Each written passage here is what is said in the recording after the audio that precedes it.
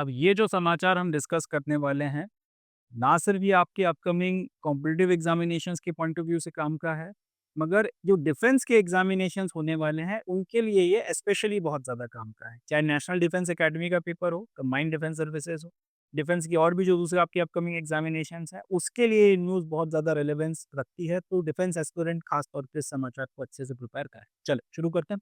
तो इसमें हमको मिलिट्री एक्सरसाइज युद्ध कौशल 3.0 के बारे में बात करनी है। रिसेंटली इंडियन आर्मी ने ये जो मिलिट्री एक्सरसाइज है जिसका नाम है युद्ध कौशल 3.0, इसको कंडक्ट किया है। कहाँ पर कंडक्ट किया है? अरुणाचल प्रदेश का जो कामेंग क्षेत्र पड़ता है वहाँ पर इस एक्सरसाइज को किया गया है।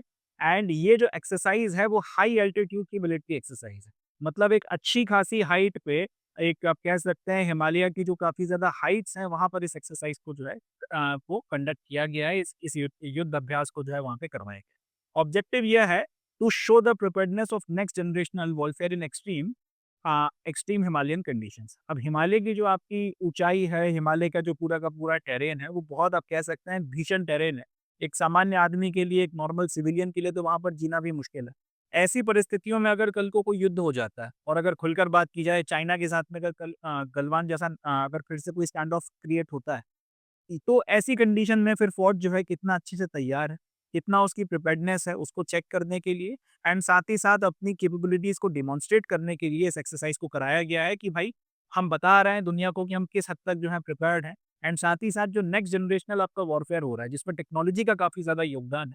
तो हिमालय जैसे एक्सट्रीम एरिया में उस टेक्नोलॉजी के का हम कैसे यूज़ कर सकते हैं अपनी वॉर की प्रिपेयर्डनेस को देखने के लिए, एंड साथ ही साथ इस टेक्नोलॉजी का अगर हमारे खिलाफ इस्तेमाल किया जाता है तो हम कितना अच्छे से तैयार हैं उसको काउंटर करने के लिए। ये सारी की सारी चीज़ें जो हैं यहाँ पर देखने के लिए ये आपका जो अभ्यास है 3 पॉइंट युद्ध कौशल 3.2, इसको यहाँ पे कंडक्ट किया गया। एंड ये कंडक्ट किया गया है इंडियन आर्मी के गजराज कॉर्प्स के द्वारा। ये याद रखिएगा, गजराज कॉर्प्स जो है इंडियन आर्मी का, इसके द्वारा इस पूरी की पूरी एक्सरसाइज को कंडक्ट किया गया है, इसको परफॉर्म किया। The exercise featured large-scale maneuvers with drone surveillance, precision strikes, real-time target acquisition, air littoral operations and synchronized battlefield tactics. So ये सारी जो एक्टिविटीज हैं इस एक्सरसाइज में करवाई गई। सबसे पहले लार्ज स्केल मनूवर्स की बात करते हैं। लार्ज स्केल मनूवर्स का मतलब क्या है? आपका जितना भी वेपन है, वेपन के साथ में वो सारा का सारा वेपन, अगर आपको बड़े लेवल पे मूव करना है एक से दूसरी जगह, या फिर आपको काफ़ी बड़ी मात्रा में अपने ट्रूप्स को एक से दूसरी जगह भी मूव करना है, तो इस तरीके के मूवमेंट्स जब किए जाते हैं क्विकली, अगर एक से दूसरी जगह आपको पहुंचना है, कोई अगर आपको कहीं पे फॉर्मेशन बना के स्ट्राइक करना है, या फिर अगर कहीं पे आपको डिफेंड करना है, ऑफेंसिव पर जाना है, डिफेंसिव पर जाना है, ये सारी की सारी चीज़ें जो है लार्ज स्केल मनूवर्स की कैटेगरी में आती हैं। तो इसको चेक किया गया। ड्रोन का सर्विलांस जो है वो देखा गया कि किस तरीके से ड्रोन्स की मदद से एनिमी का सर्विलांस किया जा सकता है। एंड कितना जल्दी जो है अपने ट्रूप मूवमेंट्स वगैरह को अगर आप ड्रोन सर्विलांस से बचाना चाहते हैं या काउंटर करना चाहते हैं, तो उसके लिए क्या-क्या चीज़ें हैं वो सारी इस पूरी एक्टिविटी में देखी गई हैं। प्रिसिशन स्ट्राइक्स कि अगर आपने बहुत पिन पॉइंट कहीं पे स्ट्राइक करना है, जैसे अभी आपका ऑपरेशन सिंदूर में हुआ था कि हमारी स्ट्राइक्स इतना ज़्यादा पिन पॉइंट थी कि एक सर्टेन आपका जो है कमरे में बैठे हुए जो व्यक्ति हैं, अगर उनको मारना था तो उसी कमरे में जाकर जो आपकी मिसाइल अंदर गई हैं और वहीं पर जाके फटी हैं, जिससे कोलैटरल डैमेज कम से कम हो और जिस व्यक्ति को या जिस टारगेट को आप अचीव करना चाहते हो वहीं पर जाकर जो है आपकी हथियार हिट करें। ये प्रिसिशन स्ट्राइक्स की प्रैक्टिस यहाँ पे की गई है। रियल टाइम आपका largest acquisition air littoral operations, वही कुल मिलाकर ये बात है कि आपका air to surface, surface to air जो आपका पूरा एक्टिविटीज़ होती हैं जब वॉरफेयर चलता है, उन सबको एनालाइज़ करना है। आपकी जितनी भी बैटलफील्ड टैक्टिक्स वगैरह हैं जिनको आप यूज़ करते हो एक वॉर में, ऑब्वियस सी बात है, फौज तो उनको बाद में ही बताएगी। इन सब का जो है अभ्यास किया गया है। ये सारी की सारी एक्टिविटीज़ वगैरह इस एक्सरसाइज़ में परफॉर्म की गई है। हाइलाइट्स, ये बहुत इंपॉर्टेंट है, ये अपने को याद रखना है। इस एक्सरसाइज़ की जो सबसे बड़ी हाइलाइट है, वो है आशनी प्लाटून्स। आशनी प्लाटून्स क्या होती हैं? It is Indian army's newly raised drone platoons. They made their debut in the exercise. They are designed to integrate advanced technology with traditional combat skills for decisive battlefield advantage. तो इस पूरी exercise का जो सबसे कह सकते हैं highlight है, सबसे इंपॉर्टेंट पहलू है जिसके चलते ये करंट अफेयर इंपॉर्टेंट हो जाता है, वो है आशनी प्लाटून्स। आशनी प्लाटून्स ने इस एक्सरसाइज में पार्टिसिपेट किया है, या फिर यूँ बोलूँ कि आशनी प्लाटून्स जो है पहली बार इन्होंने किसी इंडियन आर्मी की मिलिट्री एक्सरसाइज में पार्टिसिपेट किया। आशनी प्लाटून्स हैं क्या? भारतीय सेना ने रिसेंटली जो है ड्रोन्स की प्लाटून्स जो हैं उनको रेस किया।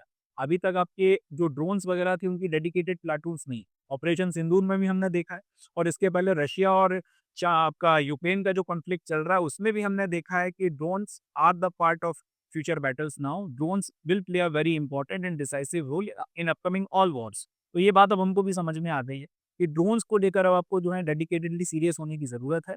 एंड उसी बात को ध्यान में रखते हुए आपकी ड्रोन प्लाटून्स जो है उनको बनाया गया है। इनका नाम रखा गया है आशनी प्लाटून्स। पहली बार अब इन्होंने जो है डेब्यू किया है किसी मिलिट्री एक्सरसाइज में, इन्होंने जो है पार्टिसिपेशन किया है।